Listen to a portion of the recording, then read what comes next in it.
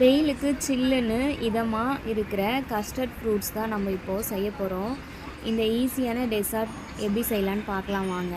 பாலை நல்லா காய வச்சுட்டு அதில் கஸ்டர்ட் பவுடர் 2 டீஸ்பூன் தனியாக ஒரு தண்ணியில் மிக்ஸ் பண்ணி எடுத்து வச்சுக்கோங்க.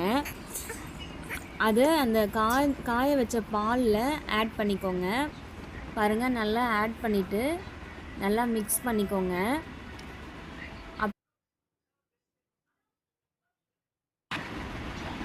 கலந்து விட்டுக்கிட்டு அதில் நல்லா கொதிக்கும் போது சர்க்கரை போட்டுக்கோங்க. சுகர் நமக்கு எவ்வளோ தேவையோ அவ்வளோ சுகர் போட்டுக்கோங்க. நாங்கள் கொஞ்சம் அதிகமாக செஞ்சதுனால ஒரு 100 கிராம் சுகர் போட்டுக்கிட்டோம். நீங்கள் எவ்வளோ கொஞ்சமாக செஞ்சால் கொஞ்சமாக போட்டுக்கோங்க, அதிகமாக செஞ்சால் அதிகமாக போட்டுக்கோங்க. இப்போ நம்ம எடுத்து வச்சுருக்க அந்த ஃப்ரூட்ஸ் எல்லாத்தையும் அதில் சுகர் போட்டு நல்லா மிக்ஸ் பண்ணி விட்டுட்டு அதை ஆற வச்சிடணும். அது நல்லா ஒரு அரை மணி நேரத்துக்கு ஆறிட்ட பிறகு இங்கே பாருங்கள் ஆற வச்சிடணும். இப்போ அதில் அந்த ஃப்ரூட்ஸ்லாம் ஆட் பண்ணிக்கோங்க. ஆறிட்ட பிறகு தான் ஆட் பண்ணணும். அப்படியே சூடாக இருக்கிறதுல நீங்கள் ஃப்ரூட்ஸ்லாம் போட்டிங்கன்னா அது திரிஞ்சு போயிடும். இப்போ அந்த ஃப்ரூட்ஸ்லாம் அதில் ஆட் பண்ணிவிட்டு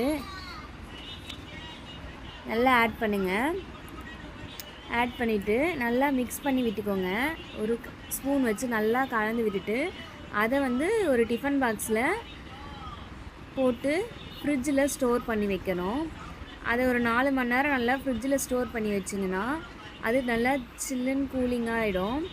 நல்லா சில்னஸ் வந்ததுக்கப்புறம் எடுத்து சாப்பிட்டு பார்த்தீங்கன்னா சூப்பராக இருக்கும். என் பையன் அதை ரொம்ப லைக் பண்ணாங்க. நீங்களும் உங்கள் குழந்தைங்களுக்கு செஞ்சு கொடுங்க, விரும்பி சாப்பிடுவாங்க. வெயிலுக்கு சூப்பராக இருக்கும். இந்த வீடியோ பிடிச்சிருந்தா லைக் பண்ணுங்கள்.